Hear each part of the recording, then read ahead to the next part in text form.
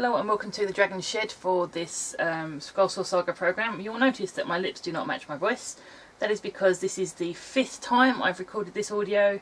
For some reason my computer just doesn't like it. So I'm starting off obviously on the Skullsaw, putting together this slot and tab, or cutting out the slot and tab pieces.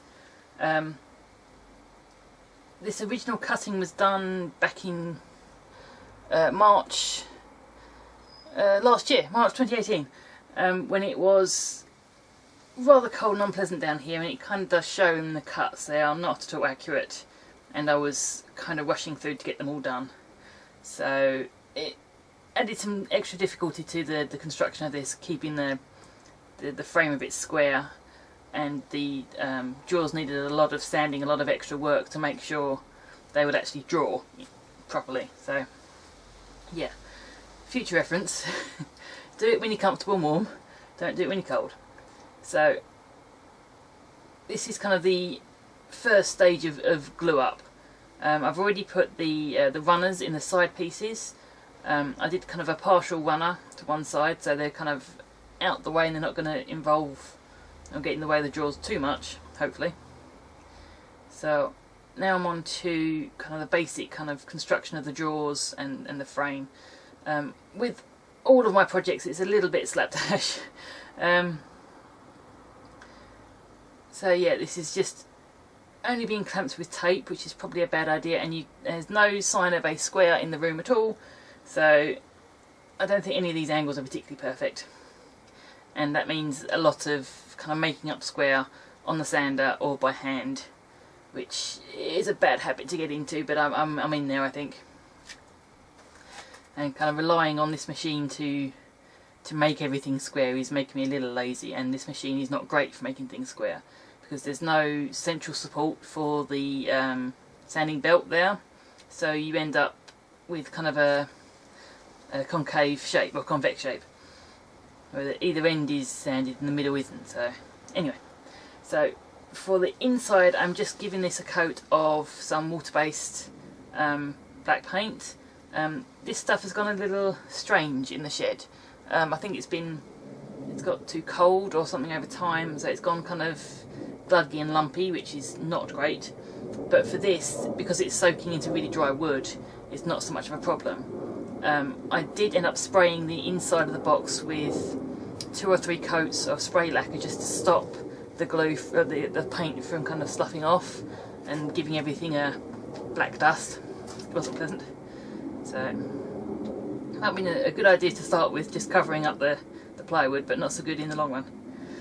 So this has become kind of a theme. I've got a number of projects that I've done over the last couple of months that use map pages, and I used to keep them for kind of collages and that kind of thing, but Dad has recently upgraded all of his, although we've got SatNav, we don't need maps anymore, so all of his maps have kind of come down to the shed.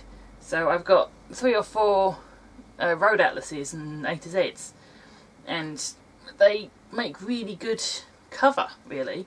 The paper is a little thicker than standard paper, so it's got that extra bit of strength, and it's got a very smooth finish to it, which makes it, for this, a fairly ideal kind of lubrication essentially in the works. And it's thick enough that it covers up a lot of the errors and the rough bits of wood and that kind of thing, so I'm not complaining. It does come in handy, and here I'm using it to just create the glue joint essentially for the back of the drawer unit.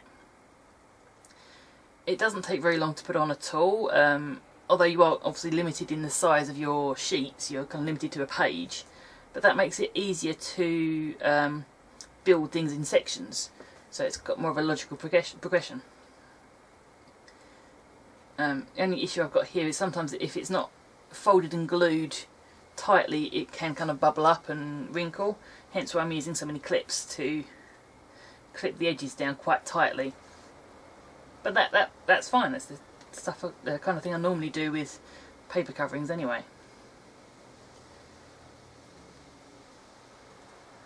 It's a little bit fiddly, but it's not supremely difficult, really. And for the the handles of my drawers, I decided to use a button maker, and I was expecting it to fail, but I tried a couple of times and it didn't, so this is me redoing. And although it's a little tough to actually get the paper in, once it's in and set on the little button shell thing, it's fine.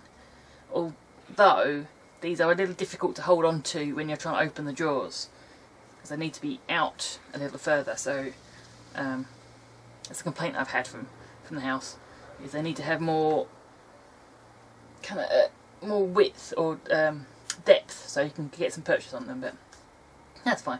Anyway, I'm lining these with some EPA foam, which is again a nice even way of lining stuff in general, and using bits of felt here underneath the clamps just to stop the clamps from causing an indent in the foam. They still have some indent, but not as much.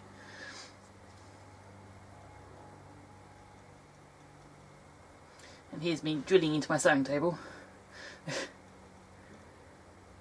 Because I decided to sew on these buttons, the handles, which again is probably why they sit too close. So I'm going to have to undo those and do something else at some point.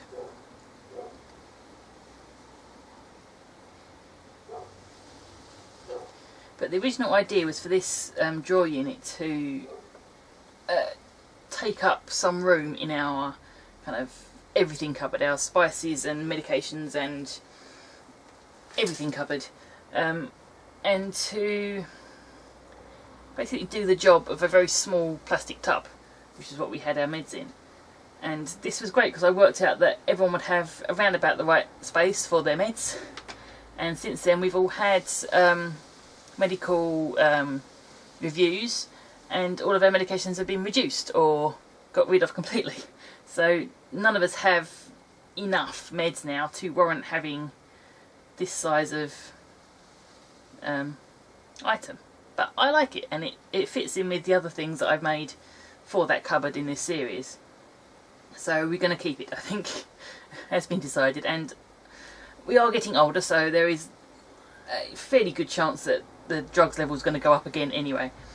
So here I'm putting the drawer fronts on, so I'm just using a little bit of Gorilla Glue on the outside and a little bit of super glue in the middle, just so it grabs, which works to some degree but then comes off when it feels like it. So yeah, this is pretty much done. As I said, I've lost the audio on this for whatever reason. My computer just threw it out 3, 4, 5 times now. Either I sound like a Dalek or I have no sound at all. So yeah, hopefully this time will come through. And that is this part of the kitchen tidying series complete. And I'll show you next month the spice rack system I'm doing as well. So I'll see you again next week.